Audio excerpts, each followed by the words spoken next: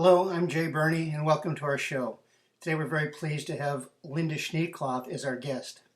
Lynda is a professor emeritus at the State University of New York at Buffalo School of Architecture and Planning. She's a long-time and well-known social activist, and among other things, she's part of an elders movement known as the Grandmother's Circle. She's the chairman of the board of the Western New York Environmental Alliance. She works with groups on youth and climate justice. She's part of the Our Outer Harbor Coalition, one of the founders. She's one of the founders of the Native Plants Collaborative. She's on the board of the Pollinator Conservation Association. She's a friend of Times Beach Nature Preserve. And I'm sure that I'm not mentioning nearly half of the stuff that she does. She's clearly one of the most busy activists that I've ever met, and I do interact with her on an almost daily basis now for years. And I'm very happy to welcome and visit today with my good friend Lynda Schneekloth.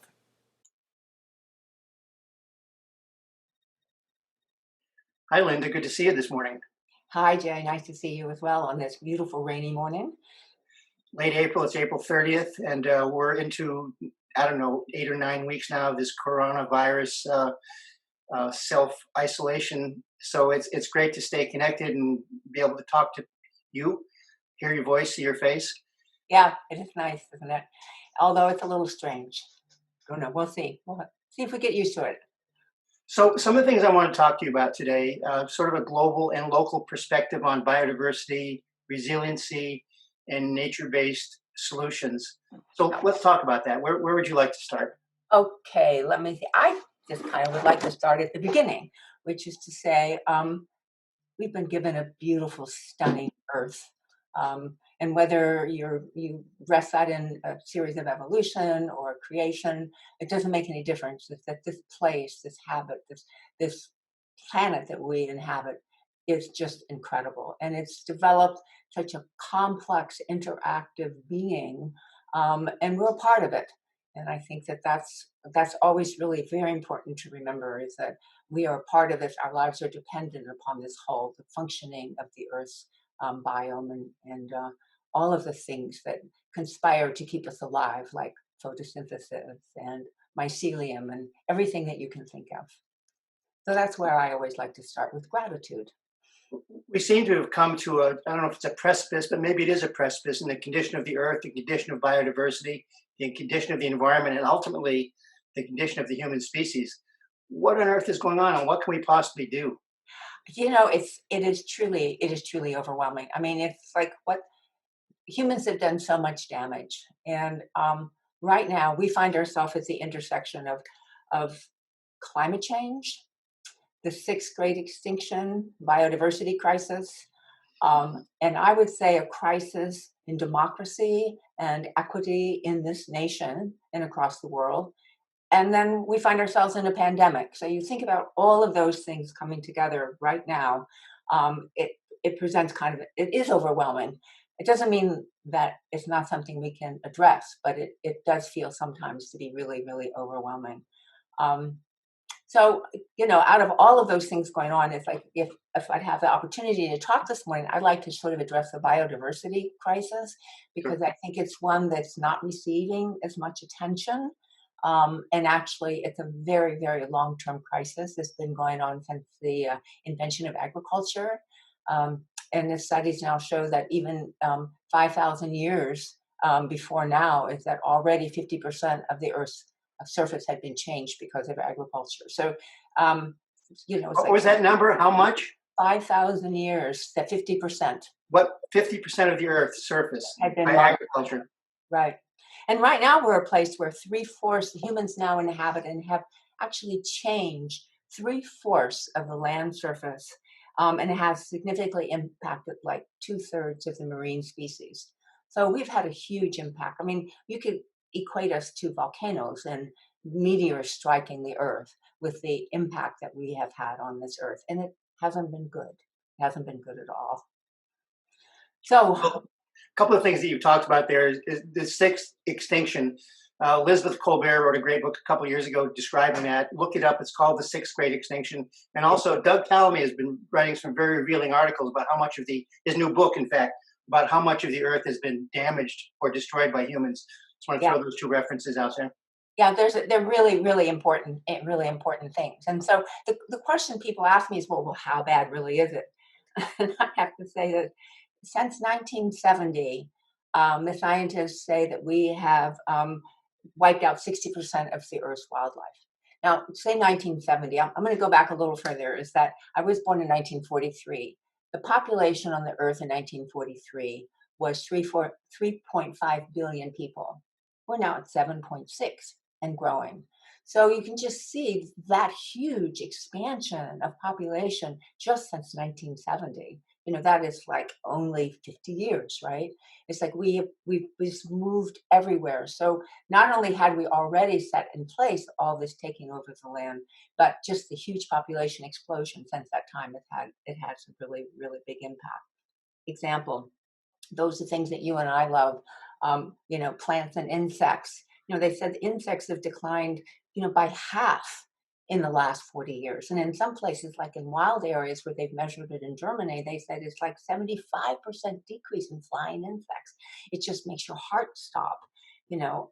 But I think the things that really, really hit me when I first started looking at this more seriously, to say that there's been a huge decline in bird populations, but on this earth right now, 70% of all birds are poultry, food for us, and only 30% and 30% are wild. I mean, wow. And then for mammals, it's even more extreme.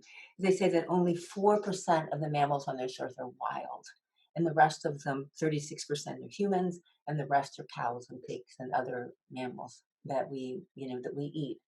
So if you just look at the scope of that, it's really monumental. And so the work we have in front of us is really monumental. Um, Let's yeah. think about where we live. We live in the Great Lakes. We live in Western Europe. We live at the nexus of Lake Erie, the Niagara River, the Buffalo River. We're in a battle constantly to fight inappropriate development. And we're in a time right now where we're all kind of sitting in our homes thinking about what the next steps might be and knowing that the next steps are coming and knowing that some of the alternatives aren't that good. What can we do? What are the things we should be thinking about right here now? Well, one of the important things that actually brings together, yes, of course, but brings together all these things is the relationship between the climate crisis and the biodiversity crisis. And there's this thing that they call nature-based climate solutions, which means that we can use the natural world and the restorations and healing of the natural world as a climate strategy. So what's exciting is that these two things can actually be brought together. So when we think about Western New York, we live on the largest surface water system on the face of this planet, the Great Lakes. And freshwater systems are the most endangered. So we should be doing everything that we can to protect the water and the habitats related to the water in our own region.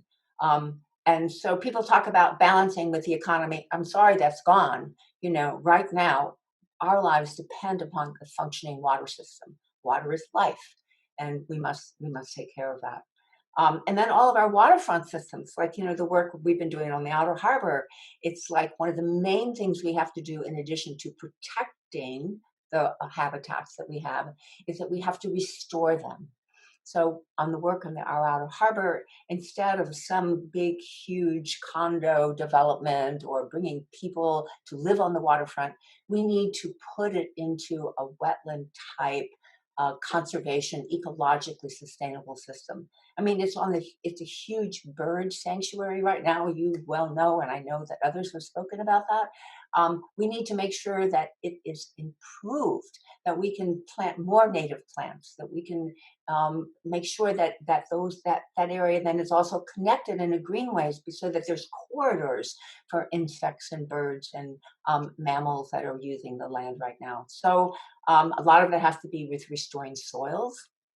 We don't think about soils, but soils are a huge carbon sink, and all living things depend ultimately on soil because our life depends upon the plants that grow. So we have to start thinking about protecting. Very, very, very important. We have to think about managing these systems, which means that as invasives move in, we might have to do some work to make sure that the natural systems can go on, and healing and restoring. And that's really important. And what I love about that is that that can happen in your own backyard. you don't. That's what Talmy talks about, a homegrown national park. It's like you don't have to do something that depends upon the government. You right now, pandemic, stay home. You can plant native plants in your yard that will support the insects, that will support the life. So I guess what I would say is that get your hands dirty. You don't have to rely on anyone. You can do it yourself, but it's much better if you can figure out how to work with other people to do it. So I have this imagination of Western New York as being this huge national park where animals can flow freely and where people move in and out of animal systems, um, we as animals as well, but more natural functioning systems, so that the kids again can experience what fireflies look like. I really miss fireflies. You mentioned earlier the importance of taking care of water, and water is life. A lot of people know this. Some people don't know. The Great Lakes represent 21% of the world's fresh global surface water. That's a clean water asset that is a pretty amazing responsibility, and yet it is filthy. I mean, it's cleaner, some people would argue, than it was 30, 40, 50 years ago, but it's still being polluted. It's being polluted by agriculture, it's being polluted by urban runoff, it's being polluted by plastics. I mean, the plastics crisis is so important. We've got to figure out how to get a handle on that in order Yep. to protect this water for future generations, which is our probably greatest asset. Yeah. I Get off think my I think soapbox that there for when a I minute. think about it, I think that we are the first generation who's actually known the extent of the damage and things that are going on. But we're the last generation to do something about it. So we better get to work right now. We and all the people alive on this planet at this very, very moment. Well, Lynda, I know that you're involved with the Western New York Environmental Alliance. We'll put that website up so people can see it. I know that you're involved with the Native Plant Alliance, and I know that you're involved with the Pollinator Conservation Association. We'll have links to all of those places and the Our Art Harbor so people can find more information about some of the things that you're talking about today. We're getting close to a wrap up time. You want to talk about something else? Talk about something else. No, I don't want to talk about something else Well, because I something in addition to what we've just said. I oh, mean, okay. 'Cause this is the most important thing, and but when I think that we have to consider every aspect of our lives as we find ourselves right now at this intersection of all of these different crises, and that they are related to each other. They're related to each other through the kind of thing that we have decided is our civilization and our culture. I mean, to have an economy that's dependent on people buying things is at one level really crazy. It's not about how people live life well. It's not about how we care and steward the world around us. So we need to do some really deep thinking. And the pandemic has sort of blown open the way we think about that. The pandemic has showed us what clean air looks like again. All of the pollution that has been done. It showed us how we can care for each other. That everybody in the world stopped economic activity in order to take care of health. That is a wonderful, wonderful point of light, and we should remember that and not lose it as we go forward. But let's learn these lessons. Let's know that we can change on a dime. Everybody has said, "Oh, there's no way that we can actually address climate change. There's no way we can address the diversity crisis." But we can, and we have, and we will. So I'm just asking everybody out there, it's time for us to step forward because we have to do it. Jerry Garcia said, you know, somebody's got to do something, and it's pretty pathetic that it has to be us. But here we stand. we are at a time where we can make personal choices, certainly, and encourage our friends and our neighbors and our colleagues to make those choices. We're also on the cusp of a great political opportunity. Elections are coming up, and our current government has failed the environment, failed society, and failed the economy. So this is a great time to think about how we can stay engaged through voting if we're allowed to, because there's all sorts of questions about what's coming next with voter access. But stay engaged, folks, and I'm so grateful that we have leaders like Lynda to help us Thank you. learn about this stuff and work through this stuff and realize that resistance is not futile. Our voices are critical, important, and powerful. And thank you, Lynda. I really appreciate your visiting with us today. Thank you. And thank you, Jay, for doing this. I appreciate it.